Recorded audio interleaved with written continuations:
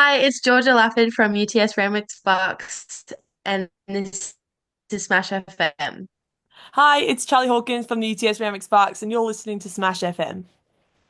Hi, it's Emma Connor from UTS Randwick Sparks, and you're listening to Smash FM. Welcome everyone here to the Smash Sports Show right here on Smash FM here on a Monday. Let's continue on with netball side of things in particular, and I cannot wait to come and watch this amazing team in action. Of course, they are currently the reigning champs in the 23s in particular, because that's the UTS Randwick Sparks, and of course this weekend, of course they'll be heading up to play against North Shore United on Saturday night. And of course, we've got three very special guests joining us right now to tell us a bit about it. Thanks, all three, for joining us.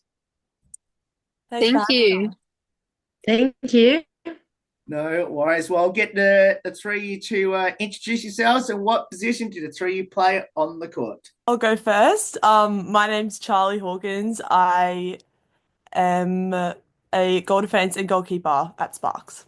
I'll go next. So my name's Emma Connor, and I'm goal attack and wing attack. Hi guys, I'm Georgia. I play for UTS Randwick Sparks with the other girls, and I play goal attack and a little bit of wing attack as well. Uh, Obviously, last week on Wednesday, I think you played Magic. Am I correct? Yes. Yep. Yes. Obviously, you won that game against obviously a team that you probably might be seeing in the finals. How important is that win, and obviously to stay in touch with the top four? It was a really good game. I feel like coming into it, we just knew that we had to give it everything. It's so close to finals and every game matters so much. So, yeah, I feel like we had a lot of confidence from training from the game before. We just wanted to just bring everything and it was good to have a consistent game where we could sort of keep building on our lead and then just smash it all out in the last quarter. So, it was really good. No, I think Charlie got it Yeah, I covered think really. Just wanted to go in winning and have a consistent game. So she definitely showed. yeah, from a attacking perspective, we just knew we were against some of the biggest defenders in the league. And yeah, we just gave it our all. We just kept going, kept grinding through, and it was really good to see the win. I thought watching your game on the live stream that you set the tone right from the start. I think you led as many as six at the first break. You kind of steadied in the middle two quarters before you pretty much put the game away in the last quarter. Is that how you sort of felt on the court as the game went on? Yeah, definitely. I think one of our strengths this year is how we start the game. And we definitely did that well on Wednesday night as well.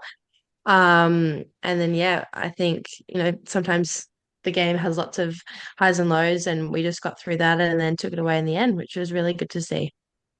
Yeah, definitely what Georgia said, starting the game strong was definitely a point that we've been working on and we've been doing, and then keeping it consistent throughout the middle. There's obviously highs and lows in the game, but trying to keep it consistent, keep building on our leads is definitely what we've been working on and what's been showing on our games.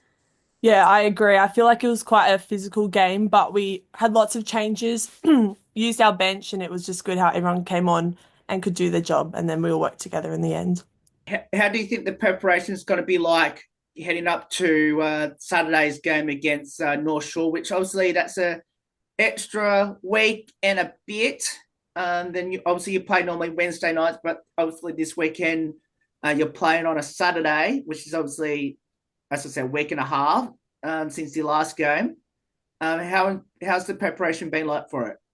Yeah, good. We actually have the chance to get in an extra session, obviously, because we're not playing on Wednesday night. So instead, we are training, which is always good.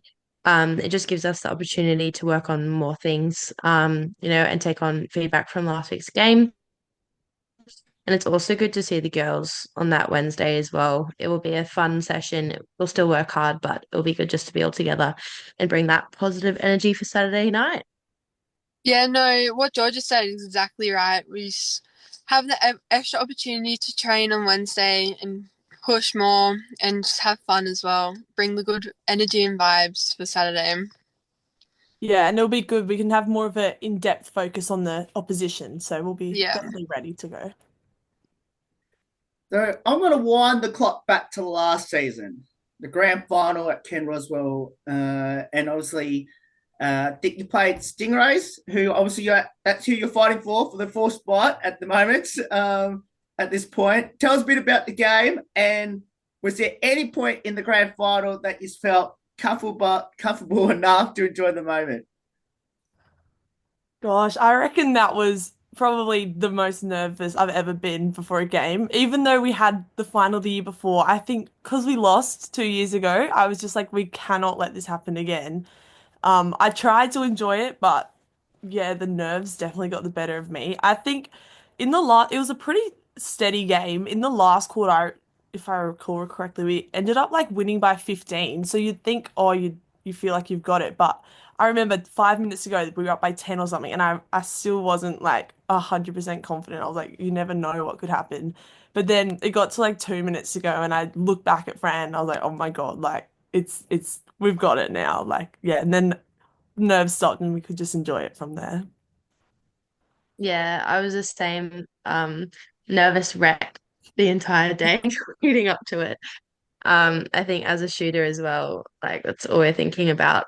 It does get pretty scary when the spotlight's on you. But no, definitely by the third and even the fourth final quarter, it was just I think I yeah really you know just was in awe of everything and being at Ken Rosewell Arena, it was just amazing and I think I could definitely enjoy the game through that last quarter definitely. Yeah. Well, this is my first year at Sparks, but I was there watching you girls, and the whole game, you guys just looked calm and confident, and like you wanted to win as well. So you guys put in all the Definitely didn't feel efforts. like it. No, you looked it. You looked it. How long did all three wear your medals around your necks for? And did either you sleep with it? Be honest. Um, I I definitely had it on that whole night. I remember we had our presentation a couple weeks later and I was like, oh, like, should we wear them? Should we not wear them? We ended up wearing them and we went out after and wore them. And I think one of the other girls took mine home with her. So I don't know where that one is anymore. But Oh, bloody Ash. No. But yeah, we admired it, but didn't last very long. No, yeah, mine's definitely still sitting on my bedside table with our silver one from the year before. Um, but no, yeah, it is a good little memento. They're nice medals actually. They're nice and solid and they're quite impressive. So yeah, that will stay with me for a while, I think. Charlie, sorry, I need to ask this as a follow up. Have you actually asked any of your teammates where if they've got an extra medal accidentally? It's gone. I've asked. Oh, It's gone. I've got the one from the year before, so I might just spray paint that gold and pretend that's it. did any get a chance to kiss on the trophy? I don't think so. No. We're all still a bit scared to be holding that. But we definitely got some cool photos, especially being in the arena. Um, it was just cool to be in there. Our medal was enough to really, capture that moment. Yeah, it's glass, so I was too scared that I'd drop it, but got some cool photos at least. Yeah. I had Fran and me on the show last week, and I'm going to ask all three of this question. What have you learned from Fran and Mia on and off the court? Now, just let you know, I haven't asked these two this question about yourselves. Well, being my first year, and I've like knew like the girls kind of before, but now that I've got to know them like even more, I've definitely learned like Mia. She always bring well both of them, even Fran. They always bring good, positive vibes to the game, and always try to hype everyone up, even at trainings as well. Yeah, Fran's like my partner, always partners for passing and then the warm up and then on the court we play together, so I know her pretty well now. I feel like she's just taught me like just to have fun as well when playing. Like it's really not that serious, and she always reminds me of that as well. And then Mia is honestly one of the most hardworking people that I know. So she's the opposite of Fran. She teaches me to just lock in sometimes and just really like give it my all. And she's always there to have a laugh as well after the game, which is good. Yeah, both Mia and Fran are great, great girls and great, girls to be a part of in the team. They work so hard and so determined to, bring their best every game. But yeah, definitely Mia's a workhorse. She never stops trying. She's very determined, and Fran's just a legend on the court. She's, so smart with how she plays, and she's a very, very caring and supportive friend on and off the court as well, which is lovely. Okay. Similar question I just asked about Fran and Mia. What have all three learnt from each other on and off the court? I've definitely learned from Charlie that, netball isn't everything. It is good to have fun at training and fun on the court. And in doing that, you play better, you have a better time. So it's really good to focus on the positives. That's definitely something that I learned from Charlie. And with Amra, she's such a kind soul, and I think she's learned so much this year. And I can see that every time we're at training and at games. So I've learned from her that, it's good just to take those stepping stones and keep saying yes to things in life.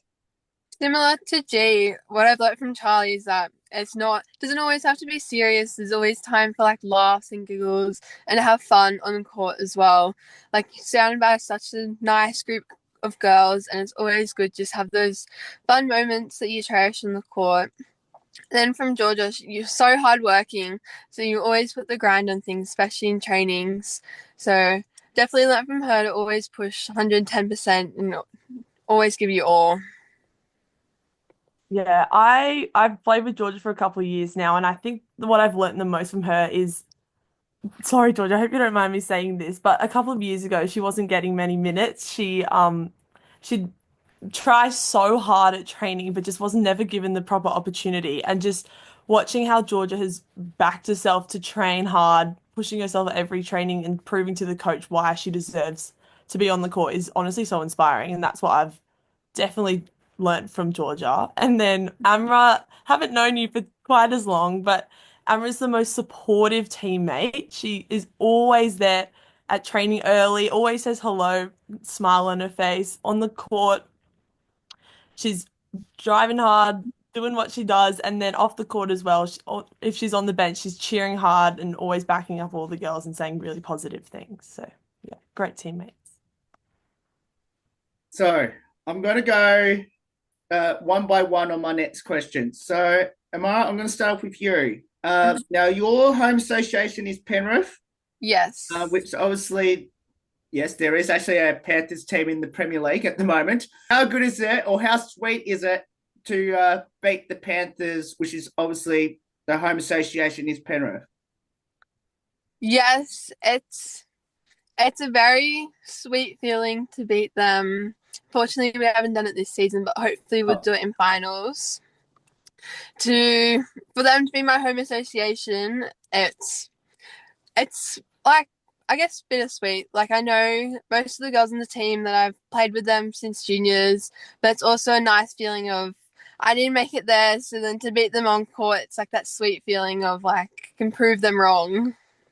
Now, Georgia, you're from Guy, which I think one of your other teammates is from the same association as well. Now, obviously, you're going up. Obviously, your team's heading up to that side of town this weekend. How sweet will it be to beat North Shore at your home association area? Very sweet. Yeah, so Fran and I both come from Guy Juniors.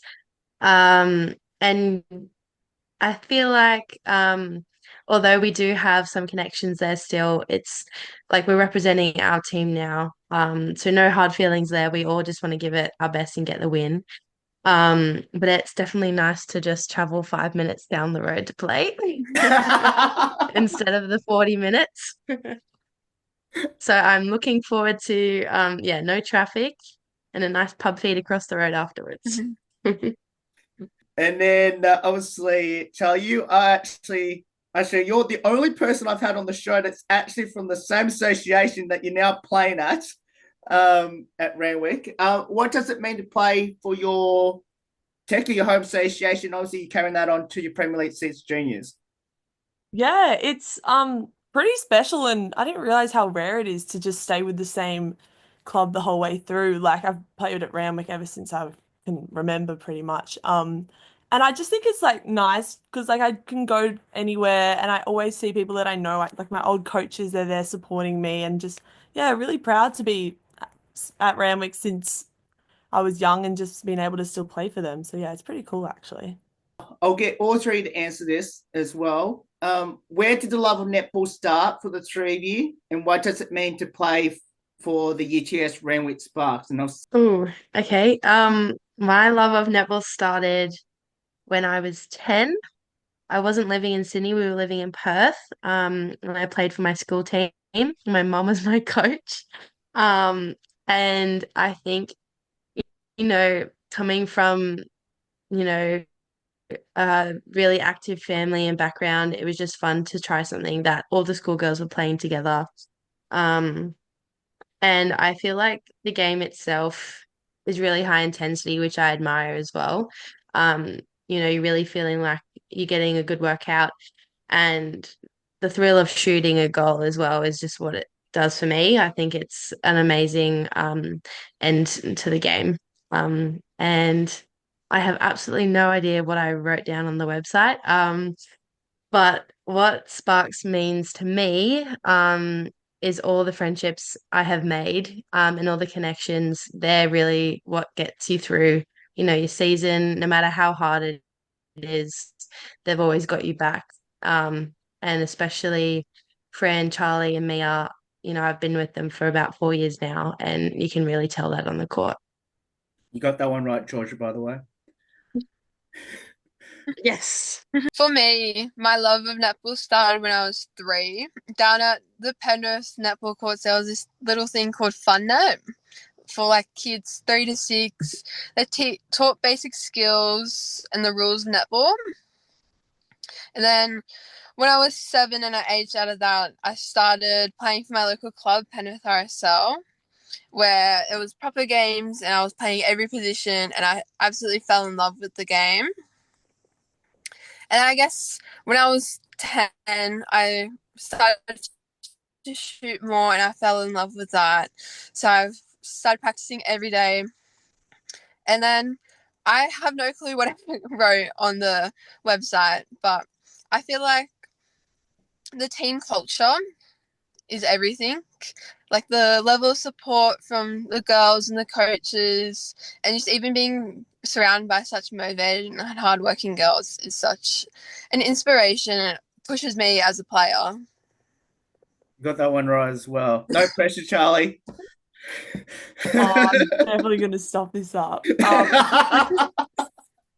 No, my love for netball started. My whole family is basically a netball family. My mum used to play, and then when I was about 6, I was like, oh, I want to try that. But yeah, so I got to play with my mum, and my sister's in our team. My dad does the stats for us, so we're all pretty involved. But yeah, I think just watching my mum play, and I was like, oh, this looks pretty cool. Tried it. She was my coach, loved it, and just haven't given it up since. But the reason why I love Sparks, I reckon. I'm trying to guess what I said. Definitely has to be about the friends and just the connections that I've made over the past years. It's a fun way to do some exercise, connect with friends regularly, and yeah, just push myself as well and see what I can do in that space as well. Oh, that's the first time I've ever had a team on the show who actually pretty much matched what they wrote in the bio.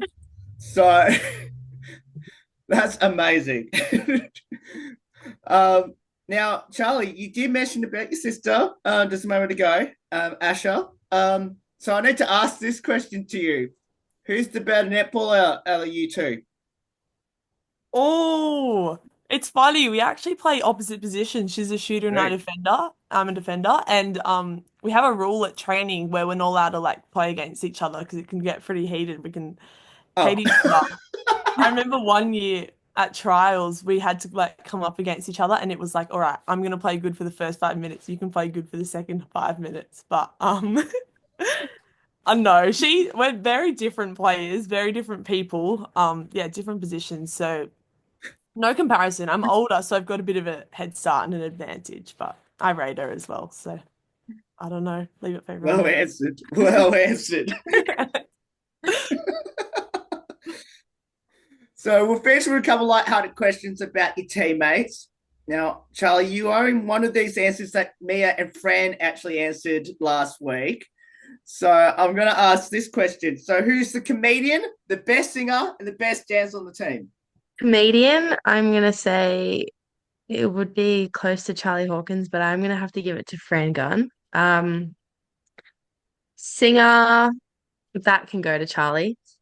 And dancer, I'm gonna give to one of our male training partners, Mick.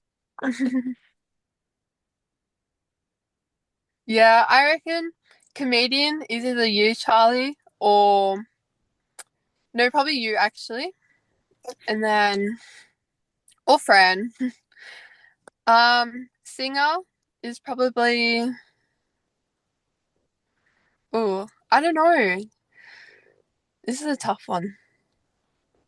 Maybe you actually, Charlie, you for singer, and then Fran for comedian, and then dancer has to be Mick, one of our male training partners. It has to be him. Gosh, Come on, I Charlie. reckon the comedian for me has to be Fran. I feel like I just spend the most time with her, and I think we just get each other's humor. I don't know. I just look at her and laugh. Singer, Amra, I feel like I don't know. We used to do like a sort of a karaoke thing at training, and none of us were great. But Amra, your name's coming to my mind. And then dancer, definitely not me, definitely not Asher. Um, oh, I reckon Mia's got some cool moves. She's a country girl. She's got some Yeah, I'm yeah, pretty sure Mia mentioned herself on that one. perfect. And Charlie, yes, you were nominated as singer by the other two as well. Wow, what can I say? No, that is a lie completely. Oh, I can't wait for train this week there to see where you tell them that. So, who had the most embarrassing moments on the court this season, and what was it? I've got a feel I know this answer. Um, Probably Charlie the multiple times she lands butt on the floor after tripping over someone's legs. Um, Probably Fran's own legs as well. We do get action shots taken, and it's quite funny having those pictures. Literally, even at training on Sunday, just yesterday, I tripped over Amra's legs and it was so embarrassing. I feel like, well, we've all had our fair share of balls in the faces and times have ended up on the floor. Yeah, Yeah. yeah. All the time where you were walking or like kind of jogging and you tripped and you skidded on your knees, Charlie. That was the other week at the other couple weeks ago at the game. I remember that. We can That all was just pretty remember funny. Charlie. No one else is Yeah. embarrassing. The action photos definitely help paint the picture. There's some cracker game faces. They're so funny. Sorry, Charlie, I had to do that to you. Sorry, because the other two said exactly the same answer. Also, we'll go back to what you wrote on here. So, firstly, do either of you have a pre-game superstition, ritual, or routine? And then the second part is, what's your snack of choice? My pre-game ritual is getting 10 shots in a row in warm-up. And then I also do some journaling day of game day. And then my pre-game snack has to be good old banana. That you can't go wrong. Okay. Yeah, I'm actually really superstitious. I've tried to stay away from it because, I remember 2 weeks ago we had I had a shocking game. I think we ended up losing, and I was like, oh my God, it's because I didn't wear these socks and these shorts and stuff. But yeah, just about sort of my preparation. I just always have to have the same sports bra, same socks, just that sort of stuff. Nothing exciting. And then I always eat a banana as I'm walking down the stairs entering the netball courts. So that's fun. Yeah, for me is I always have to wear a ribbon, like a hair ribbon. I always have to wear that, and then I always put up 100 shots just like throughout the day. I'll put up 100 shots, and then as my pre-game snack, I either have tuna and crackers or some rice cakes with like Vegemite on them.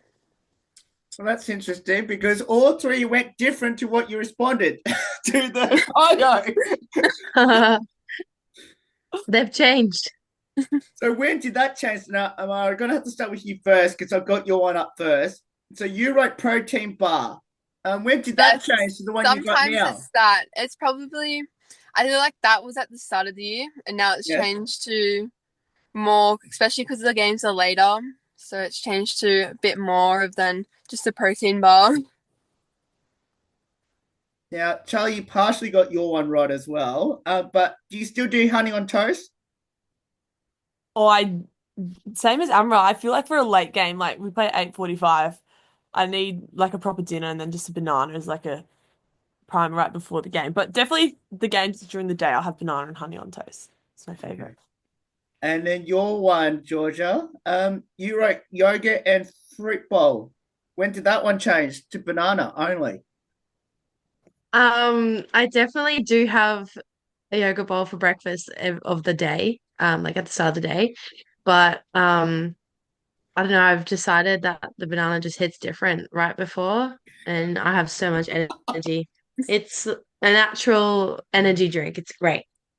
And then the last one before we finish, which is does the team have a pre-game hype song?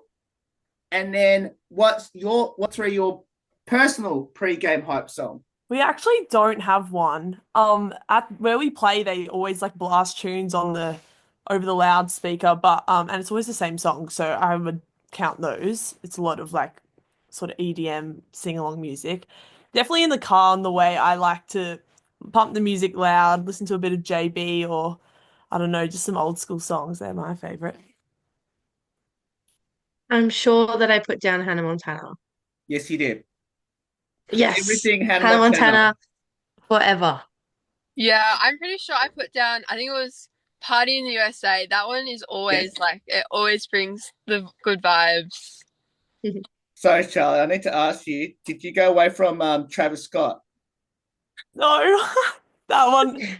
No, that's it's Fiend by Travis Scott. Nah, that's like a if I need to like lock in like when I'm on the court, I'll Oh, like okay. sing that to myself. Yeah. All three, thank you so much for getting up so many time to join us.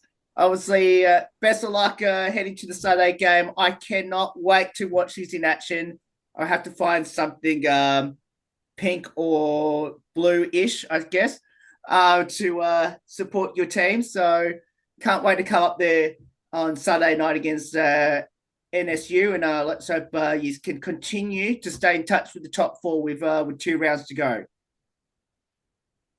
Fingers crossed. Thank you so much for having us. Thank you. Yes, thanks so much. No worries. And of course, if you want to get out there, of course, it's at NSU, of course, the game against the UTS Randwick Sparks. Of course, we'll put all the details up on how you can get up there to Sydney and, of course, support the Mighty Sparks. And hopefully we'll get to see them defend their premiership in the finals in a couple of weeks' time. There's more on the Smash Sports Show right after this. Don't go away. Here on the 15th year celebration. Hi, it's Georgia Lafford from UTS Randwick Sparks, and this is Smash FM. Hi, it's Charlie Hawkins from the UTS Randwick Sparks, and you're listening to Smash FM. Hi, it's Emma Connor from UTS Randwick Sparks, and you're listening to Smash FM.